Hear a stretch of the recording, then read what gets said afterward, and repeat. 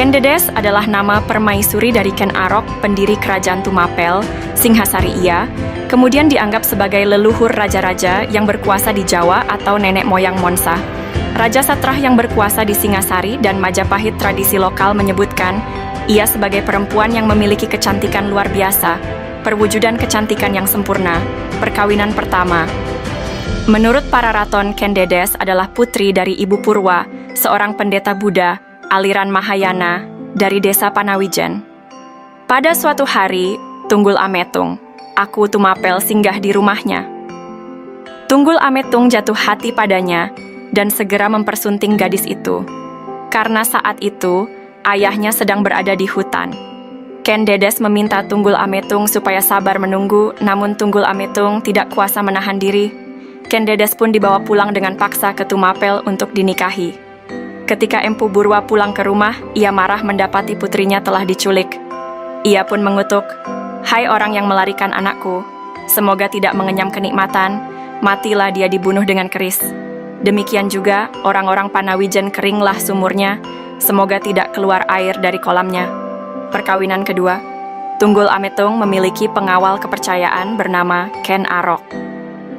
Pada suatu hari, Tunggul Ametung dan Ken Dedes pergi bertamasya ke hutan Babuji. Ketika turun dari kereta, kain Ken Dedes tersingkap sehingga auratnya yang bersinar terlihat oleh Ken Arok. Ken Arok menyampaikan hal itu kepada gurunya yang bernama Loh Gawe, seorang pendeta dari India. Menurut Loh Gawe, wanita dengan ciri-ciri seperti itu disebut sebagai Stri Nyarikwari, yang diramalkan akan menurunkan raja-raja di tanah Jawa. Mendengar ramalan tersebut, Ken Arok semakin berhasrat untuk menyingkirkan Tunggul Ametung dan menikahi Ken Dedes untuk menjadi raja. Maka, dengan menggunakan keris buatan Empu Gandring, Ken Arok berhasil membunuh Tunggul Ametung sewaktu tidur. Yang menjadikan kambing hitam adalah rekan kerjanya, sesama pengawal bernama Kebo Ijo. Ken Arok kemudian menikahi Ken Dedes. Bahkan menjadi api baru di Tumapel. Ken Dedes sendiri saat itu sedang dalam keadaan mengandung anak Tunggul Ametung keturunan Ken Dedes. Lebih lanjut, para raton menceritakan keberhasilan Ken Arok menggulingkan Kertajaya Raja Kadiri tahun 2022 dan memerdekakan Tumapel menjadi sebuah kerajaan baru. Dari perkawinannya dengan Ken Arok, lahir beberapa orang anak, yaitu Mahesa Womat Teleng Panji Saprang, Agni Bayah, dan Dewi Rindu. Sedangkan dari perkawinan pertama dengan Tunggul Ametung, Ken Dedes dikaruniai seorang putra bernama Anusapati.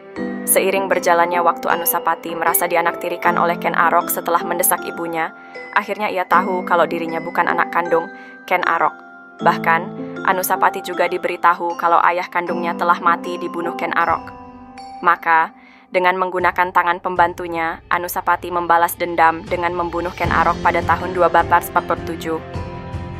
Tokoh Ken Dedes hanya terdapat dalam naskah para raton yang ditulis ratusan tahun sesudah zaman Tumapel dan Majapahit, sehingga kebenarannya cukup diragukan.